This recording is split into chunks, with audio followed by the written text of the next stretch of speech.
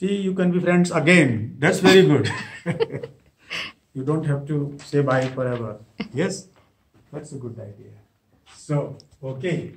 So, using the basic concepts of differential calculus, if I consider a space defined by a matrix G alpha beta, I can always write the differential area element dA to be defined. I should put the double dot here.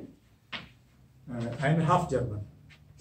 So I like many German traditions. In particular, in physics, I like many notations which are very handy.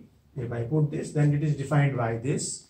So minus square root of determinant of G alpha beta d2 sigma, because we are considering a two-dimensional space. If I were considering a higher dimensional space, I would accordingly take this. Or sometimes it's even better if you put a sigma vector, so it takes care of all the. But here we are having one time and one space coordinate. So d2 sigma, very good. And it is just like this. And as we say that this action in analogy with our action for the relativistic point particle, which was proportional to the length of the borderline. Here it is proportional to the area of the borderline, and this in fact is true. So this dA you put there and you integrate it from some initial time, initial eigentime to final eigentime, tau I to tau f, and over some length of the string. L is arbitrary, some doesn't matter.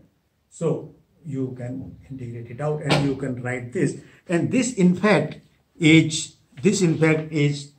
the very famous Nambu-Goto.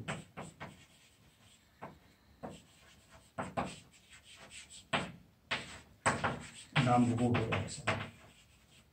The other one that we had written, we would write it again. That would be, so other one, this always any action which involves a square root. Here in principle you could also introduce many fields. Later on I will come to it slowly. So because I am thinking of considering bosonic string theory in more detail. So here I could introduce more fields into the action. Inside the square root I could introduce a two-form gauge field or a one-form gauge field or whatever I like. Okay, so I can add more terms into this. But then, so you have accordingly Born-Infeld, Dirac-Born-Infeld kind of actions. But because of the gravity, Nambu-Goto always tells you that you also have strings. So you are doing it not only Born-Infeld or Dirac-Born-Infeld, they are pure electrodynamics examples. But here they are being taken together with the string theory. So you add Nambu-Goto, clear, Born-Infeld, Nambu-Goto action. So okay, one gauge field. This is step. So very good. And we have already considered. So let me. We could continue for another 10 minutes. Okay, not too much, but just 10 minutes. Okay, all right.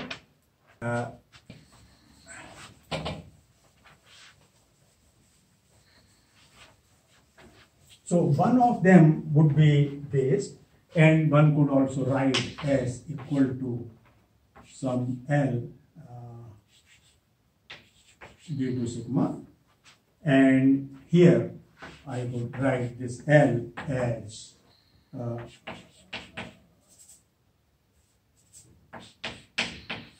minus d by 2 square root of minus h alpha beta times alpha beta. H here is determinant of h alpha beta, and then we have our induced matrix on the worksheet G alpha beta, which is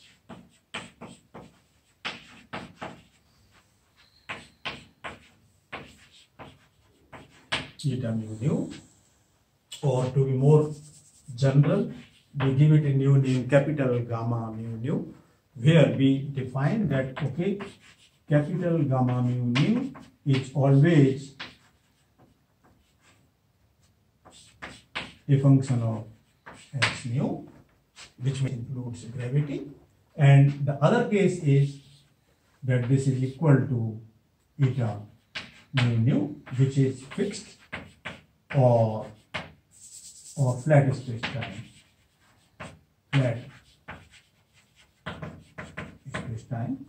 If we like to go to a special case, that this would be a special case of this. They choose all its elements to have values either -1 or +1, and then they are fixed.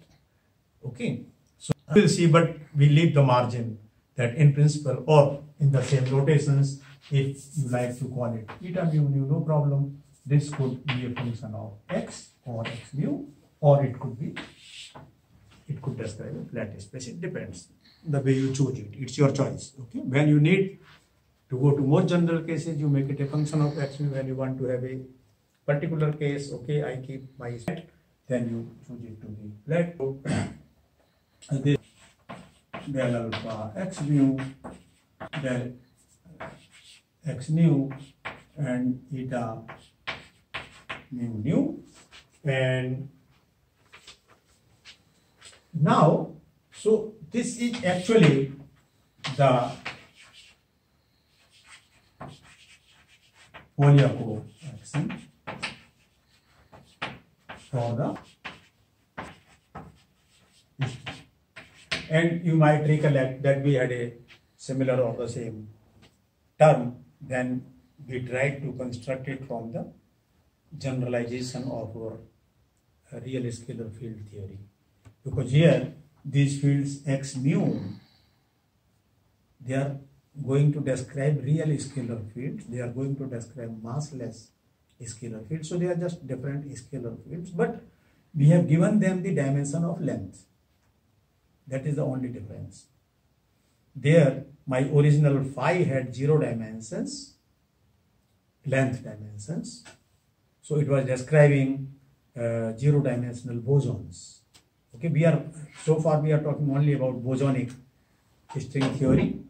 But now my x mu, so that actually I used to think, why do they have to invent a new symbol, capital X mu, for these string coordinates? What was the logic? Because then I gradually, you see, this is called meditation, and it automatically sometimes comes to your mind, oh my goodness, it's such a simple, trivial thing.